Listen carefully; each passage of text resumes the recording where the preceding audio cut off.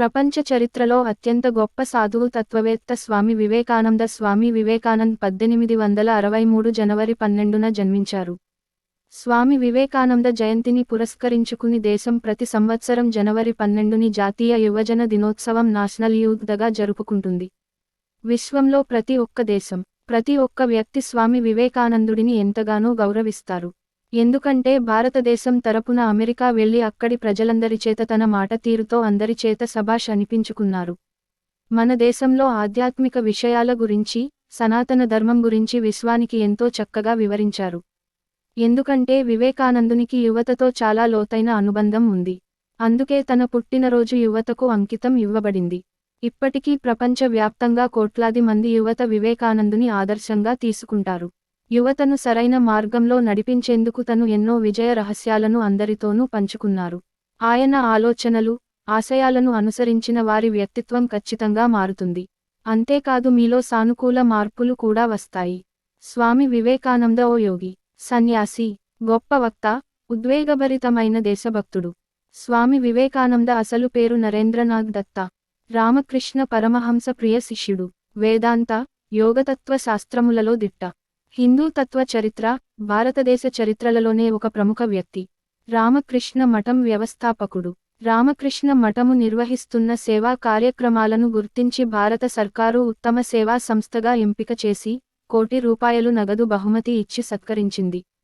ప్రపంచ వేదికపై హిందూ మతాన్ని గౌరవనీయమైన మతంగా స్థాపించాడు వివేకానంద. అతని మాటలు దేశంలోని యువతకు స్వీయ అభివృద్ధి లక్ష్యాలుగా మారాయి. అందుకే ఆయన జన్మదినమైన జనవరి 12ని భారతదేశంలో జాతీయ యువజన దినోత్సవంగా జరుపుకుంటారు. స్వామి వివేకానంద అమృత వాక్కులు నిత్యసత్యములు. గురువంటే రామకృష్ణుడు, శిష్యుడంటే వివేకానందుడు అని చెప్పే స్థాయిలో నిలిచారు.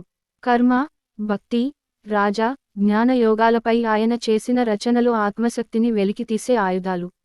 గాంధీ లాంటి అహింసామూర్తులకు, సుభాష్ చంద్రబోస్, అరవింద్ ఘోష్, జతిన్దాస్ లాంటి అతివాదులకు వివేకానందుడి మాటలే బాటలుగా మారాయి. సంపన్న బెంగాలీ కుటుంబంలో నరేంద్రనాథ్ దత్తా జన్మించారు. విశ్వనాథ్ దత్తా, భువనేశ్వరి దేవి దంపతుల 8 మంది పిల్లలలో వివేకానంద ఒకరు. ఆయన జనవరి 12, 1863న సందర్భంగా జన్మించారు. తండ్రి విశ్వనాథ్ సమాజంలో గణనీయమైన ప్రభావంతో విజయవంతమైన న్యాయవాది. నరేంద్రనాథ్ తల్లి భువనేశ్వరి దృఢమైన, దైవభీతి గల మనస్సు కలిగిన స్త్రీ. ఆమె తన కొడుకుపై గొప్ప ప్రభావాన్ని చూపించింది. చదువుతో పాటు అన్ని రంగల్లో నరేంద్రనాథ్ రాణించారు. ఆపై ఆధ్యాత్మిక పరిశీలన చేశారు. భగవంతుని కోసం తన మేధో తపనను సంతృప్తిపరచడానికి నరేంద్రనాథ్ అన్ని మతాలకు చెందిన ప్రముఖ ఆధ్యాత్మిక నాయకులను సందర్శించి, మీరు దేవుడిని చూశారా అని ఒకే ప్రశ్న అడిగారు. అయితే తృప్తినిచ్చే సమాధానం రాలేదు. ఆపై సన్యాసి జీవన విధానానికి ఆకర్షితుడయ్యారు. పలు సంక్షేమ కార్యక్రమాలు చేపట్టారు. మరణం. స్వామి వివేకానంద 40 ఏళ్ల వరకు బతకడని జోస్యం చెప్పారు. జూలై 4, 1902న అతను బేలూర్ మఠంలో విద్యార్థులకు సంస్కృత వ్యాకరణాన్ని బోధిస్తూ తన రోజుల పనిని కొనసాగించాడు. అతను సాయంత్రం తన గదికి విశ్రాంతి తీసుకున్నాడు మరియు సుమారు 9 గంటలకు ధ్యానంలో మరణించాడు. అతను మహాసమాధి పొందాడని మరియు గొప్ప సాధువు గంగా నది ఒడ్డున దహనం చేయబడ్డాడని చెబుతారు.